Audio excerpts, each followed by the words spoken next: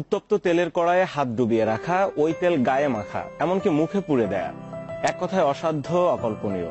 কিন্তু তা অনায়াসে করে যাচ্ছেন সাতক্ষীরার কালীগঞ্জের ছোলা পেঁয়াজু বিক্রেতা সুনীল কুমার দাস। আর তা দেখতে প্রতিদিন ভিড় করছে মানুষ। ৩০ বছর ধরে নলতা হাসপাতাল মোড়ে ছোলা পেঁয়াজুর দোকান চালান সুনীল দাস। সারাক্ষণ ভাজা পোড়ার কাজ, তাই প্রতিদিন বিকেলে দোকান খুলেই আগুন দিতে হয় তেলের কড়াইয়ে। শুরু হয় ছোলা পেঁয়াজুর ভাজা, চলতে থাকে একটানা রাত 10টা পর্যন্ত। কিন্তু এতেই সীমাবদ্ধ নয় সুনীল দাসের কাহিনী। জয় করে ফেললেন তেলের উত্তাপও।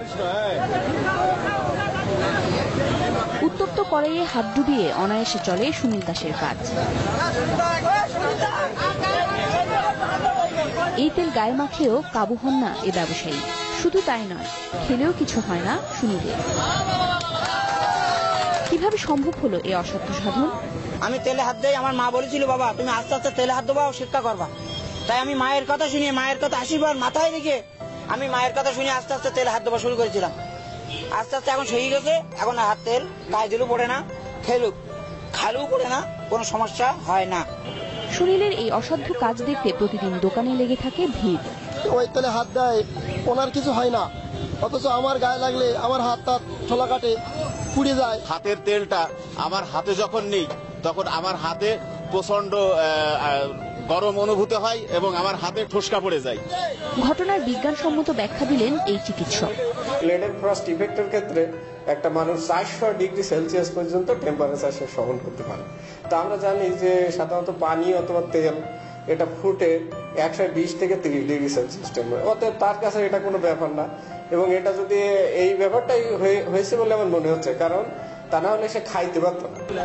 আগে প্রতিদিন বিক্রি হতো 1 থেকে 1,500 টাকা। গরম তেলের কাহিনী ছড়িয়ে পড়ায় সুনীল কুমার দাস এখন বিক্রি করেন 4 থেকে 4,500 টাকার ছোলা পেঁয়াজু। আকর্ষণ রয়েছে, ফুটন্ত গরম তেলে অনায়াসে হাত ডুবাতে পারেন সুনীল চন্দ্র।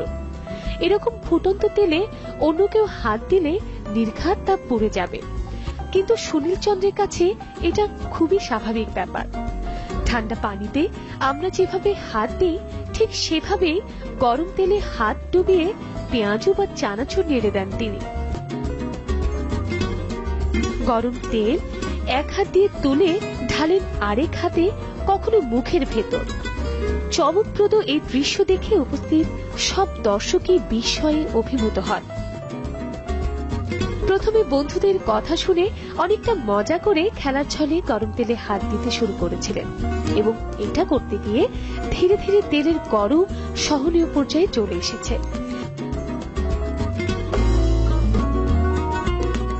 এই বিশেষ ক্ষমতার কারণে তার দোকানের বিক্রিও বেড়ে গেছে অনেক গুণ।